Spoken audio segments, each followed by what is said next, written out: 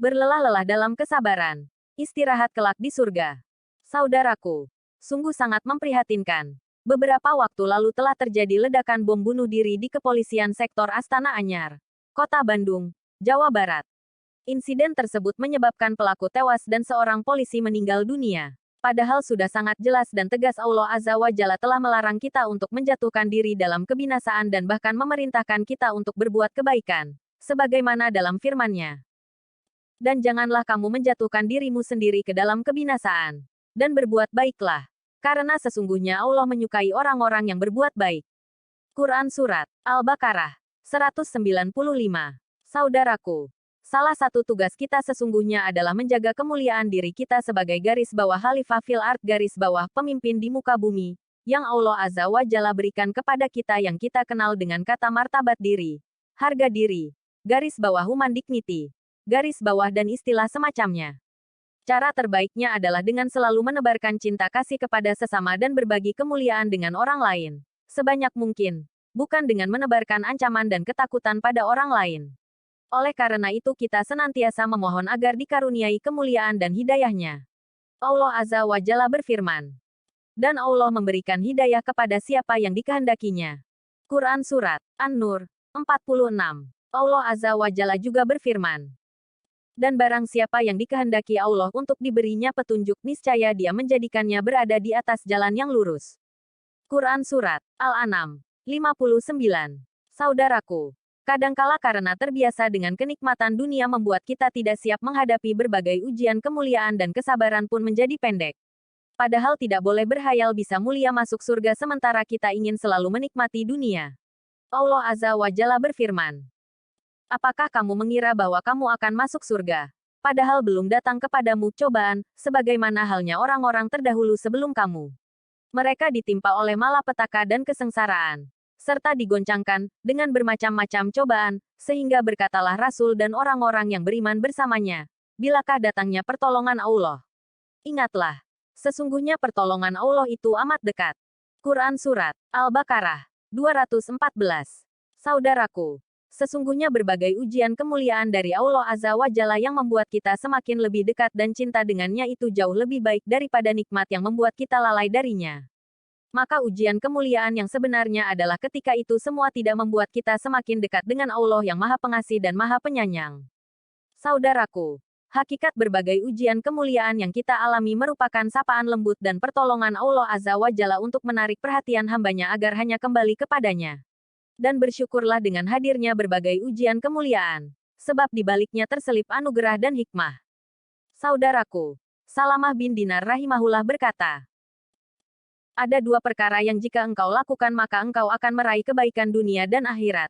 Engkau melakukan apa yang tidak engkau sukai jika Allah Azza wa Jalla mencintainya. Dan engkau tinggalkan apa yang engkau sukai jika Allah Azza wa Jalla membencinya. Alma, Rifah wa Tarikh, Jilid 1 Hektolumen 381. Saudaraku, jagalah kemuliaan diri kita dengan terus beramal karena Allah Azza wa Jalla, agar peluh kita tak sia-sia. Jangan kita hentikan amal kita karena berlinang air mata kecewa yang menghadang jalan kita. Sesungguhnya Allah Azza wa Jalla tak pernah luput hitungannya. Ia akan senantiasa meninggikan dan memuliakan setiap hambanya yang berikhtiar hingga jatuh bangun terus-menerus menyempurnakan pengabdian padanya. Saudaraku, perpanjanglah sujud kita di keheningan malam-malam sunyi, agar kita tahu bahwa keindahan tetap bersemayam di hati orang-orang mulia yang mendapati cinta ilahi. Dan menangislah sepuasnya, ketika hanya ada kita dan Dia. Adukan saja segala resah kita, sebab hanya Dialah yang memiliki jawabannya. Jangan risau atas semua yang telah, sedang dan akan terjadi nanti. Tetaplah menjaga kemuliaan diri. Dengarlah nasihat seorang bijak, tentang seseorang yang sedang mencari kemuliaan diri.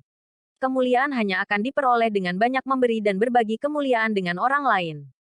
Saudaraku, jangan pernah kita hentikan lantunan ayat-ayatnya. Sekalipun suara kita tenggelam tertelan riuh desakan linangan air mata. Kita takkan pernah tahu siapa yang akan terobati dengan lantunan kita. Maka teruskanlah lantunkan ayat suci kita. Saudaraku, hidup ini hanyalah sementara. Tidak ada satupun keabadian di dalamnya. Maka, tak ada gunanya berlama-lama dalam duka. Duka yang menahun hanya akan membuat kita buta akan beragam kebahagiaan dan kenikmatan yang disajikan Allah Azza wa Jalla pada kita. Duka yang kita genggam akan membuat kita kufur nikmat. jauh dari rasa syukur. Saudaraku, sesungguhnya Allah Azza wa Jalla telah menjanjikan bahwa setelah kesulitan akan datang berbagai kemudahan. Dan Allah Azza wa Jalla menjanjikan bahwa tidak akan memberikan ujian di luar kemampuan hambanya. Maka pujilah nama Rabb kita yang Maha Pengasih dan Maha Penyayang. Saudaraku, kesulitan adalah sebuah berkah. Terdapat makna dan hikmah tersembunyi di dalamnya. Namun tak semua orang mampu bersabar dan berpikir jernih saat mengalami berbagai ujian dan kesulitan. Yang ada di pikiran mereka biasanya hanyalah hal buruk dan kemarahan pada Allah Azza wa Jalla dan kehidupan. Mereka berpikir bahwa Allah Azza wa Jalla tak menyayangi dan memberi pertolongan kepada mereka dan akhirnya mereka mulai menjauhinya. Padahal jika disadari, semua itu hanya suatu tangga untuk meninggikan derajat kemuliaan mereka di hadapan Allah Azza wa Jalla. Saudaraku, tentu Sang Pemilik kehidupan ini Maha melihat dan Maha mengetahui. Dia pun pastinya sudah menakar kadar ujian dan kesulitan kita. Saudaraku, Allah Azza wa Jalla berfirman, Allah tidak membebani seseorang melainkan sesuai dengan kesanggupannya. Quran Surat Al-Baqarah 286. Imam Ibnu Katsir rahimahullah pada saat menafsirkan ayat ini mengatakan, maksud ayat ini, Allah Azza wa Jalla tidak membebani seorang pun di luar kemampuannya.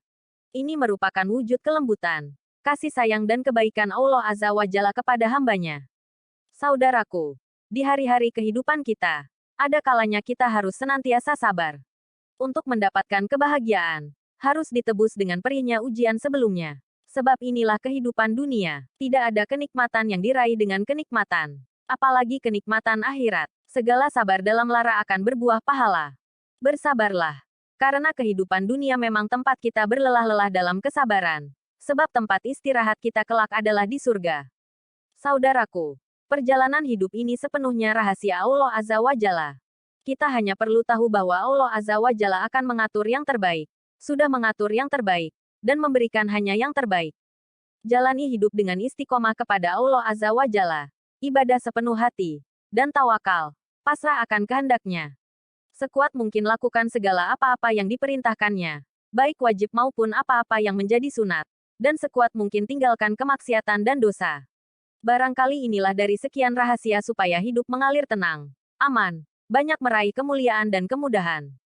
Saudaraku, dalam kehidupan ini, ada saja kemudian peristiwa yang kurang mengenakan terjadi di dalam hidup kita.